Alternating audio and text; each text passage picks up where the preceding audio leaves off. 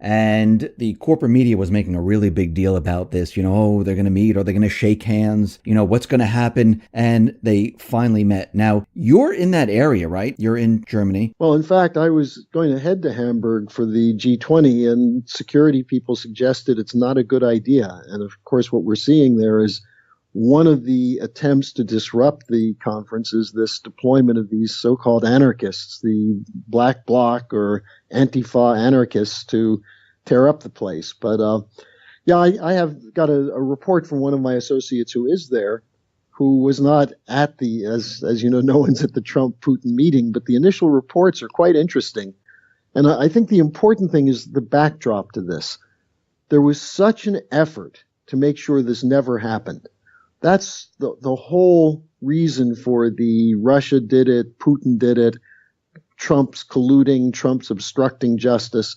The whole thing was to create a circumstance where Trump could not follow through with his commitment to sit down with Putin and see if there can be areas of cooperation.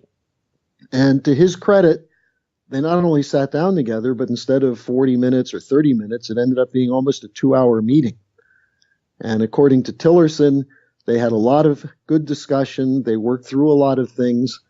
And I think this is so important because the ability to speak with someone like Putin, who has experience, who's been at the center of things, who's been under attack by the same people attacking Trump. They may have shared some of those experiences. And then to have it at the G20, where the media line is Trump is against everyone, everyone's against Trump, Trump is screwing up, he's an amateur, he doesn't know what he's doing. And then you have a situation where Xi Jinping just met with Putin, then Trump meets with Putin, Trump's going to meet with Xi Jinping. And the topic is really going to be, how do you fight terrorism? How do you deal with North Korea?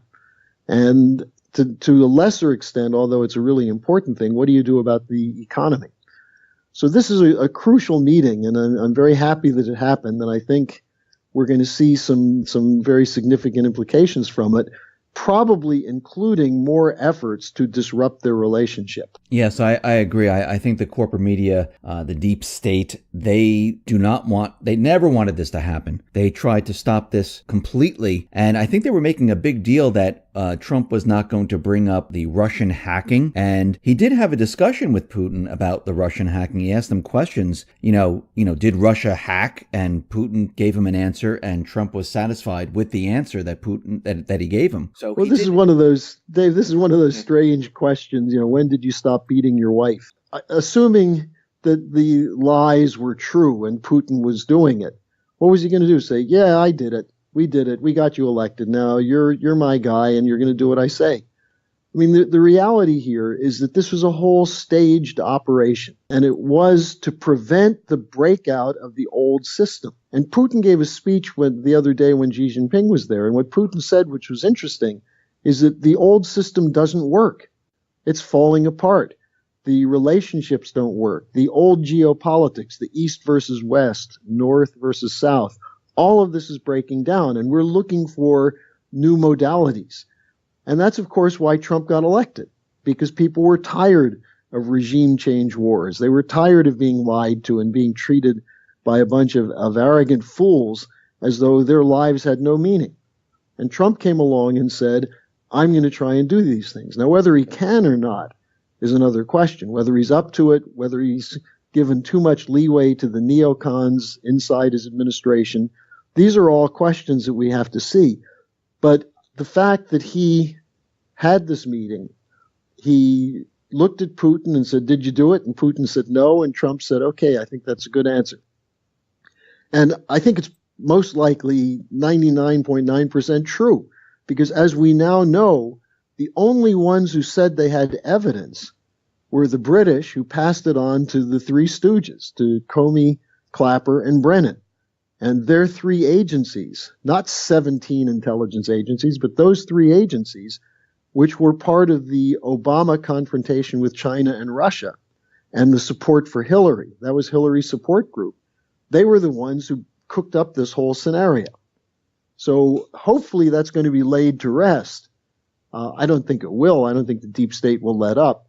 But the fact that Trump went ahead with the meeting and did what he did, I think is very significant. Yes, so do I. And you brought up North Korea and what is happening out there. And we understand that North Korea, they tested this ballistic missile. Now, do we have actual evidence that it was a ballistic missile? Do we have the actual data? Well, the U.S. is saying it was, but I'm personally not too sure. We haven't really seen the evidence or the data that it actually was a ballistic missile. Actually, I believe that Russia asked the United States to include the data in their UN draft to show that it was a ballistic missile. Because we know that Russia, the US, they're all tracking it. But what I find very interesting about this is that China and Russia, working together, came out with a step-by-step approach to calming the situation down in North Korea. And I think what they proposed will make sense because, if you what are you going to do? This whole argument that China's not cracking down enough with sanctions and they're not cutting off food supplies. What happens if you have a poor, starving country and you cut off food supplies? Is that going to make them more willing to talk to you as friends? I mean, it's a provocation. The Chinese and the Russians are right about that. You need some sweeteners in the thing. And you need to talk to them and let them know, we're not going to let you get away with this, but we are going to give you a way out. And I think that's what Putin and Xi Jinping were talking about. Now, there's some of the neocons, some of the military types, and of course the British and some others who want these confrontations. It wouldn't matter to them if 1 million South Koreans were killed, if the U.S. hit their nuclear sites and in the meantime 1 million people in South Korea and several million in Japan were killed. That's collateral damage. It doesn't matter to them. But I hope the president has a chance to discuss this through with Putin and Xi Jinping. And, you're dealing with something that's uncertain. The North Koreans certainly seem to be complete lunatics. But on the other hand, we had certain processes in motion before 2000 that looked like they were being effective, and it was all cut off by Bush Jr. So you never really know in this situation. You have to be careful. But I think the Russians and the Chinese have more ability to intervene effectively than Trump by rattling sabers. So let's see what comes out of the discussions they have in Hamburg. And one thing I just want to say, you would think that China and Russia would be the most worried, except for South Korea, because they border North Korea. The United States does not. But you realize, of course, those areas are not exactly population centers for Russia and China. But you're right. Look, the more important thing is, can we get out of a world in which geopolitics dominates, in which you approach things with a tit-for-tat approach? You do this, then we're going to do that. Those policies don't work. That's why we've had endless wars in the Middle East. That's why we had the 2 world wars in the 20th century. And I think what Xi Jinping initiated with the One Belt, One Road, or the Belt and Road Initiative, is an idea of how do you get above geopolitics? And this idea that development is the new name for peace. Can we come up with economic policies that are mutually beneficial so that it's in the interests of 2 potential enemies that each other succeeds economically? And this is something that, of course, the people in the military-industrial complex, the people who are the big supporters of the Israelis, the supporters of the Saudis, the ones who depend on contracts for consultants and mercenary armies and things of that sort, they don't want to see this. They're perfectly happy with the status quo in which there's a danger of large numbers of casualties. But for human civilization to survive, we have to break the power of those maniacs. And this is what a lot of people had hoped Trump would do. And I have to say, so far, Dave, I'm not convinced that he's up to the task of taking these neocons and breaking their backs. There are too many of them still around the administration, people like Frank Gaffney and Cohen Watnick, and working through Jared Kushner, the Mnuchins and people like that. There are too many of those guys around. But I think if Trump wants to break their power, the way to do it would be in an alliance with the Russians, the Chinese. And I think if he really forges that, then I think the Germans and others will come on board. I do agree with you that, he is trying to do this. And there are a lot of those individuals still in government that are part of the deep state, the neocons, and whatever other factions there are within the government. Yeah, a lot of Bush and Obama holdovers. Yeah. The thing is, I think when he first came into the White House and he started writing all these executive orders, because really, what else can he really do except, write executive orders? I think he tried, and I think he thought it was like, a corporation where he was the CEO and he can just say, okay, this is what's going to happen, that's going to happen. And I think he realized, well, wait a minute, it doesn't work that way here. There's too many individuals that have been around for so long. They're so intertwined within government that I just can't do this. It's not going to work. And I think he's taking a different approach now, where he needs to shift things around. And I kind of see him doing this very slowly, because he did make an announcement, which I thought was very interesting, with Abe, Moon Jae-in at the G20, where all three of them said that the neighbors of North Korea should handle this problem. And who are the neighbors? China, Russia. Yeah. They're really the border states of. So I think he's trying to push that over to those two areas with their plan. Now, I don't think he can come out and say, listen, I would like Russia to handle this, because the corporate media would have been like all over him. So I think he does this in a way where he kind of manipulates what he wants without people realizing what he's really doing. Because he did say he doesn't have red lines. He doesn't talk like a deep state person. We're going in or out. He doesn't talk like that. And I'll tell you, a couple of the executive orders in the beginning were really significant. The break with the Trans-Pacific Partnership, for example, the Paris Climate Accord, throwing that out. Now, the question then is the follow-through on these things. And you do run up against a bureaucracy. You run up against, he's got problems in his own party. The Republican Party is not going to go along with an infrastructure plan if it costs any money.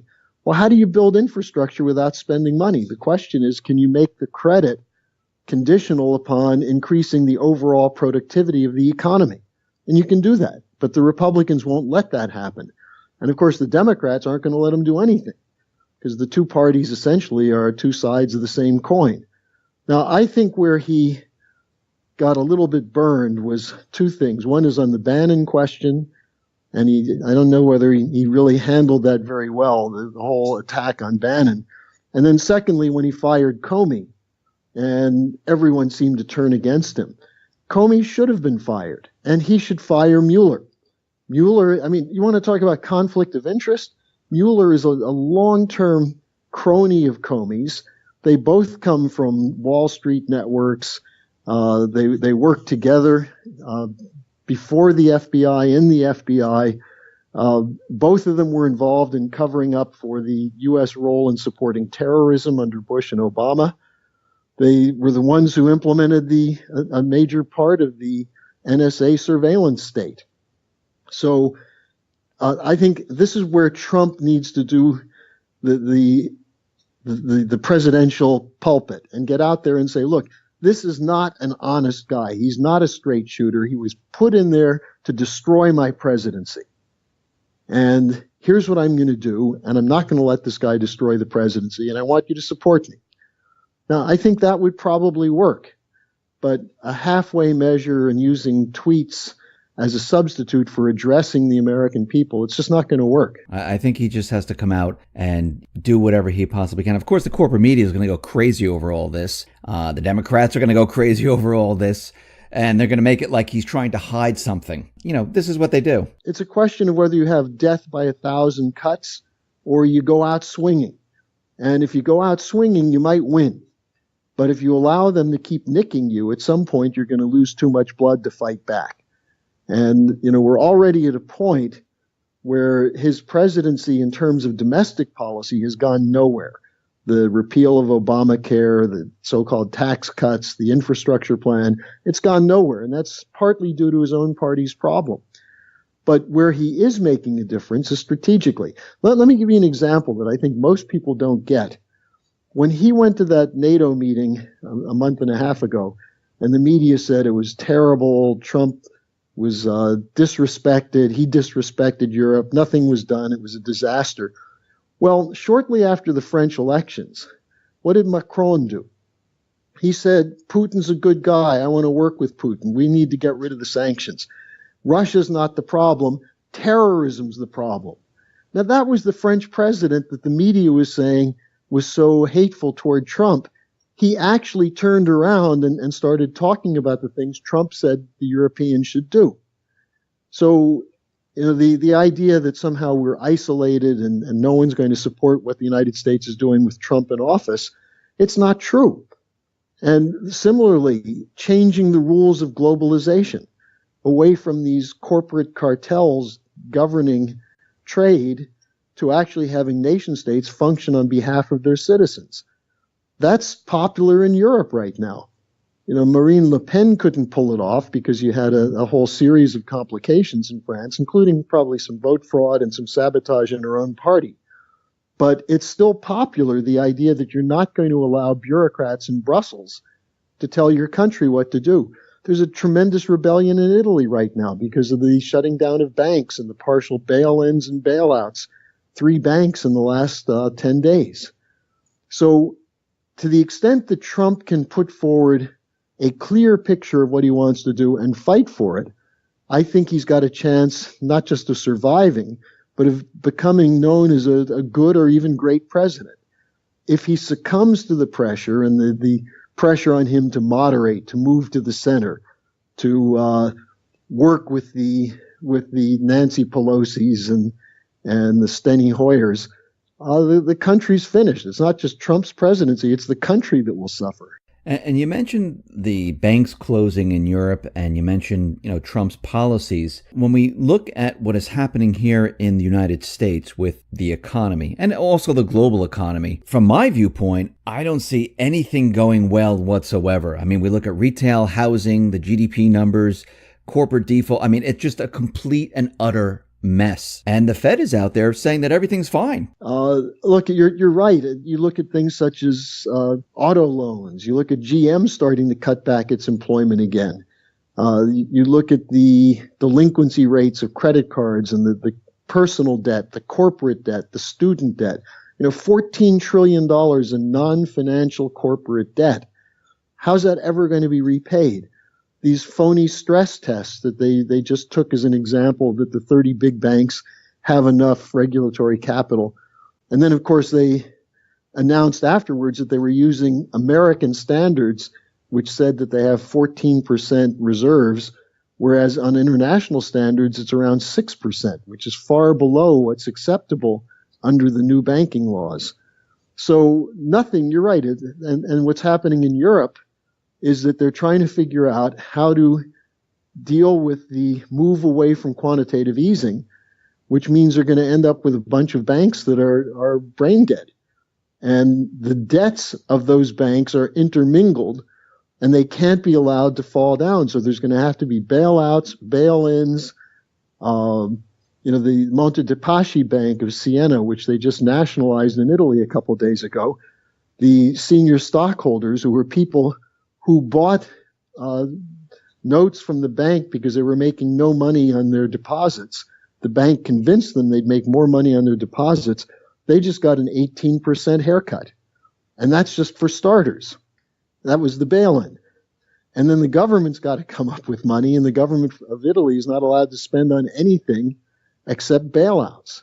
So the economy's heading off a cliff, but it's going in slow motion. The central banks right now, we have the ECB, the Fed. Now, the Fed, they're raising interest rates, and it looks like they're going to do it multiple times throughout this year. They're also talking about unwinding their balance sheet. And the ECB and others are saying, listen, we're going to, cut stimulus also. I mean, what is their plan here? Because we know that this whole entire economy has been kept alive from the stimulus. Right.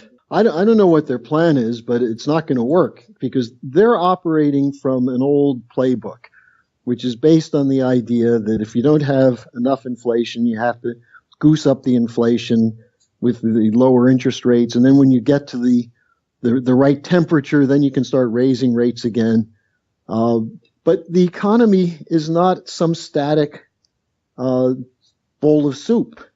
There's a dynamic that determines things such as inflation and jobs, and it changes. It changes over time, depending in part on what your manufacturing base is, what your purchasing power is. How do you have a consumer economy, as we are, when consumers don't have enough money to consume?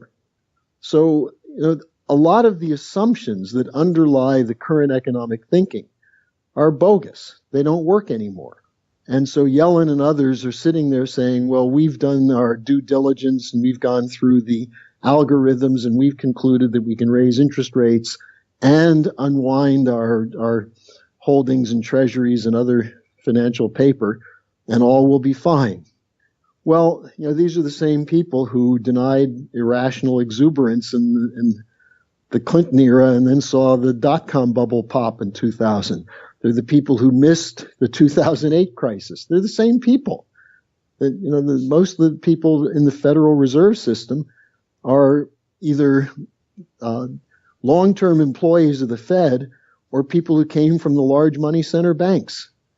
And they don't know the interests of the real economy. They know the interests of the banks. And so I think that we're all going to be in for a huge shock at some point because they don't know what they're doing. And at this point, you don't think there's anything that Trump can do with the economy to stop this? Well, I think there is. Is there time? Sure. There's not much time, but you better move quickly, just like he has to move on the strategic front. The important thing to do is the first thing you have to do is say there's not going to be another bailout.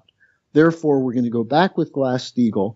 And those of you who are sitting there on top of trillions of dollars of derivatives, you're going to have to work it out on your own. No bailout, no bail-in. You need a little time to do it? Fine. But we're not going to recognize the face value of the financial instruments that you're reporting on your books because they're fraudulent. Now, if you do that as a start, then it's going to rile up Wall Street to no end. They're going to go crazy. But you have to do that because they're destroying what's left of the real economy of the United States. Now, once you do that, and you make the commercial banks cut their links with the shadow banking system completely and with investment banks and turn them back into the old-fashioned so-called boring banking, well, it's not so boring. You figure out how to get credit through these banks so they can start investing in areas of physical production. And to really push that ahead, this is where infrastructure comes in. Infrastructure is not pork barrel or boondoggles. If you have an improved infrastructure, it has a ripple effect through the whole economy in terms of improving productivity. And you look at the bottlenecks we have now on transportation, the problems in energy, all of that could be solved with a competent infrastructure plan similar to what China's doing. So if you do that, you start to increase the value added to the economy and you dry up the so-called liquidity from the funny money. And it means you're probably going to have to, at some point, have a plan to get rid of the Federal Reserve System because it doesn't work. It works for the Federal Reserve System, but it doesn't work for the American people. So there's some things he can do quickly to stop the speculation, dry it up, and put money into real physical production. And that's pretty much what the Chinese have done. And with all the problems in China politically, the new reports coming out from Price Waterhouse and others are saying that they're not in a credit bubble. They're actually increasing the total productivity of the economy and the produced wealth, the value added production to their economy. That's what you want. And that's what we could do if we didn't have to deal with these speculators and swindlers. Wait, you just said that China is not in a credit bubble? They're letting they're actually dealing with the credit bubble in the right way. They're jailing some bankers and they're moving the credit into physical production. And this is where the Silk Road, the Belt and Road Initiative, they're creating a lot of credit, but it's not based on what the Federal Reserve is doing. They're making the credit go to work producing something. And that way you actually can increase the overall real GDP so that you can reduce the credit bubble over time. And they're letting the air out of the bubble. That's the reports that are coming out from people who are studying this now. And here in the United States, what do we have? We're doing the opposite. Okay, we're doing the opposite here. We're scaling back the physical economy. We're losing manufacturing. We're down almost 7 million manufacturing jobs since 2000. Those were jobs that paid $60, $70 an hour. They're replaced with jobs that are part-time, low wage, and temporary. We're losing our ability to produce the goods that we consume. And we're told that's a good thing, that we're moving into a service economy or an information technology economy. But you still need roads. You still need transportation. You still need power. You still need food. There are a lot of things we need that we're no longer producing. And we're substituting American production with cheap labor from poor nations. And that's what the whole free trade policy was, to jack up corporate wealth. And you're talking about that was the TPP? TPP, yeah, NAFTA, the World Trade Organization, although all of the globalization was based on this idea that we're going to somehow uplift other countries by sending them our industry without even thinking about what does that mean for the majority of the American workforce. And they didn't care. That's the point, Dave. They didn't care. And the voters saw that in Hillary Clinton and reacted to it. So the plan that Trump has now, where he was out, from the very, very beginning saying that, these manufacturers, they're going to be coming back to the U.S., they're going to be building plants. None of this has really happened. It was a lot of press, but it actually didn't happen. No, and to make it happen, you've got to shut down the tax havens. You've got to address all the shadow banking operations that have grown up under the deregulated banking system. There are a number of things you have to do, but they're all not so difficult. You start with Glass-Steagall.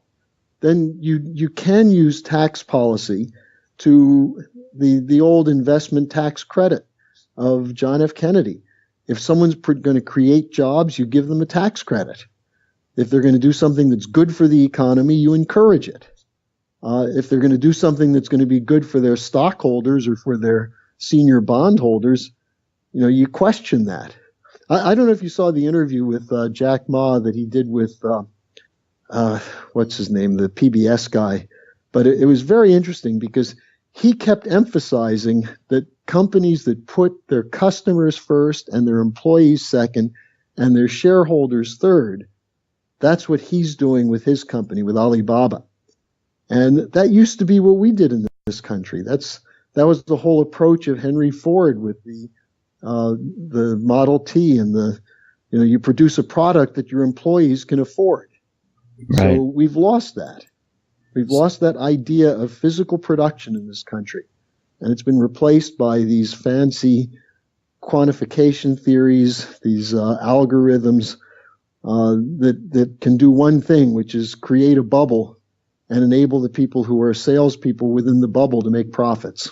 So if Trump, his biggest obstacle is, of course, the Federal Reserve. It's the individuals in Congress where, a lot of them are not working for the people. They're working for corporate interests. They're working for foreign governments. They're working for other entities. They're not going to really work with him. You can see it already that they're not going to. No, not at all. And look, they're the ones funding the Get Trump, the Never Trump operations. And as I said, it's in both parties. You have someone like Jeb Hensarling, the head of the Finance Committee of the House, who said no to Glass-Steagall. We've got to go with this Financial Choice Act, which is basically completely remove any regulation on the big banks. And Hensarling, of course, I don't know if people know this, but he's a protege of Phil Gramm. And Gramm was the guy who wrote the Gramm-Leach-Bliley Act that got rid of Glass-Steagall, and then the Commodities Future Modernization Act, which flooded the banks with derivatives. So we've got these people who function on behalf of Wall Street, of the City of London, of the 12 largest banks in the world, who are the ones writing the legislation. Now, Trump knows that, and he's got to crack down on that. And the only way to do it is go over the head of Congress to the people and call on the people to come out and support these policies. And, I think he won an election by doing that, and now he's got to follow through with it. I'm just going to ask you this. Do you think if he lets the economy completely crash, he can turn around and say, listen, this was what the Fed did. This is what Congress did. This is the approach that we took over the many years. Now we have to change it. Look where it brought us. Well, that's one option. And the problem is that if you have a crash, another crash like 2008, without the ability to bail it out, because this time we wouldn't have the ability to do what was done last time. Not that what was done last time was good, but you risk having total chaos, lots of people suffer and die, and it's not sure that he'd be able then to dictate the terms of the change. And that's why what Mr. LaRouche keeps emphasizing is he's got to be ahead of the curve. He's got to go out there and explain, we need Glass-Steagall because we don't want swindlers to benefit from taking the bread off your table. He's got to be direct like that and fight like hell for a few policies that will have a huge effect. And the one thing he's done that on is this question of working with Russia against terrorism. And he's also, to some extent, made the overtures and the offers to work with the Chinese on global infrastructure, provided the Chinese will have some room for American corporations, and the Chinese are doing that. So these are two areas where he's shown that he has a fairly sophisticated sense of what can be done and the courage to follow through. But he cannot ignore the enemies at home who don't want him to touch the economy. Yeah, that's my biggest worry, is that the enemies at home, they like the system. They like receiving, the funds and making a lot of money. They don't want this to end. Including in his own home. I don't trust Kushner very much. True. And he's been the conduit for some of these neocons in the intelligence community, and also for people like Mnuchin and Gary Cohn. So the Goldman boys. Yeah. So where are we going with all this? To me, it seems like the clock is ticking down right now. And to me, when I look at the economy, it's deteriorating as we move, further into this year. I think you're right about that. And I think that's why he's got to come back from the G20 and sit down with a couple of people he trusts and put together a plan to push through Glass-Steagall. It means he should work with the Democrats on Glass-Steagall, the ones who want to work with him, as well as some of the Republicans who want to do it. Remember, it's in the Republican presidential platform, restoring Glass-Steagall. And then from there, he's got to hammer out an infrastructure policy, and he's going to have to throw out Wall Street. He's going to have to say, I meant it when I said you guys aren't going to loot the American people anymore. You're on your own. No help. In fact, we're going to stop the things that you do that have harmed the economy in the past. And if he were to do that and do that consistently and tweet about that and go on television and talk about that, I think he'd pull the people behind him. I agree. I think he would. I think he would pull the people along with what he wants to do, because he's showing them that, hey, I said I was going to do it. We're doing it, and we're trying to, make America great again. And I think he spends a little too much time with CNN and the corporate fake news. I understand that he's calling them out on it to let America know that, they're not telling the truth. And of course, for us, we know that the corporate media, they're getting their stories from intelligence agencies. They don't do, investigative reporting anymore, and they just push out fake information. But investigative reporting these days is you take the latest leak from Mueller or Comey and you run it as a lead story. That's what the Washington Post is doing every day. But I think there's going to become a point where, okay, we've let the public know about fake news. Now we need to take this to the next step, because to me, I don't know if he has that much time left to turn this economy around. We've never really been in a recovery. It's been this illusionary stimulus fakeness, just like the corporate media, and it's like coming to an end right now. Well, time is certainly a problem. And the other problem is to make sure there's clarity. And the clarity comes from understanding who are the people who are responsible for the mess we're in, and what is their intention. And, it's one thing to start talking about the Rothschilds and the Illuminati and everything else. It's another thing to go out there and start naming the names and going after them. And I think people like Jamie Dimon and Blankfein and the people on the Federal Reserve, Dudley, the head of the Federal Reserve of New York, which is really nothing but a clearinghouse for the New York City banks, they have to be named and identified and called on the carpet. You have to do the same thing with some of the congressmen who for years have been doing the bidding of the banks. And, if you have the courage to do that and the clarity of a vision as to what can be done, you can pull the American people along with you. And, certainly Trump has shown some courage and he's shown an ability to fight back. But I agree with you, instead of body slamming CNN, he should do that to some of his Republicans in Congress. I just want to say one thing. If he starts calling all these people out, like Jamie Dimon and different, that's where I believe the assassination part might come in. Well, absolutely. And that may be a consideration on his part, because there has been a level of violent attack against him that if this were going on against Obama, the media would have been going crazy. But, the Julius Caesar play and Shakespeare in the Park in New York, Johnny Depp, Madonna burned down the White House. I mean, you have some real provocations for violence against Trump. And, we don't know how many people the Secret Service has picked up who, are walking around with guns somewhere in the vicinity of the White House. So he's got to have his security. But one of the things that provides security is to name those who might assassinate you before it happens. Identify the networks that are coming after you and just say, I want the people to know if anything happens to me, these are the guys you should be looking at. The Comeys, the John Brennans. These are the killers. They've killed before. And they're against me because I'm acting for you.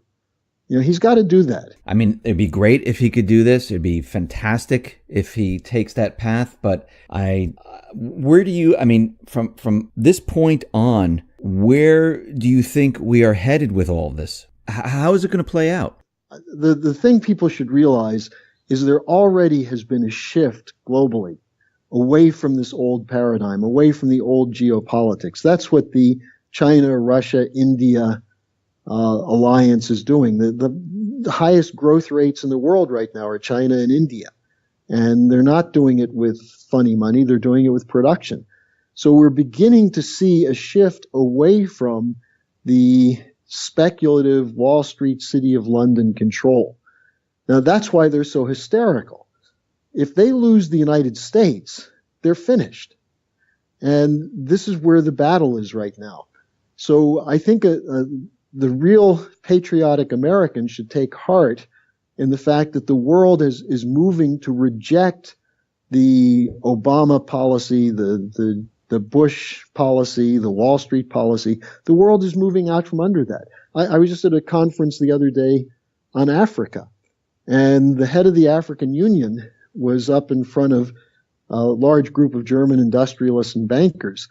And he said, we want your help in building our country, but we don't want you to come in and lecture us. We're not your servants. We want you to look us in the eye and treat us with respect. And then he said, the Chinese are doing that, and you Europeans are not. Now, that takes a lot of guts, but what we're seeing in Africa, some of the countries in Africa are 6, 8, 10% rate of growth. They're building high-speed rails now between Djibouti and Dakar, and we can't build a high-speed rail in the United States. So the world is moving, it's changing, and America is going to become irrelevant.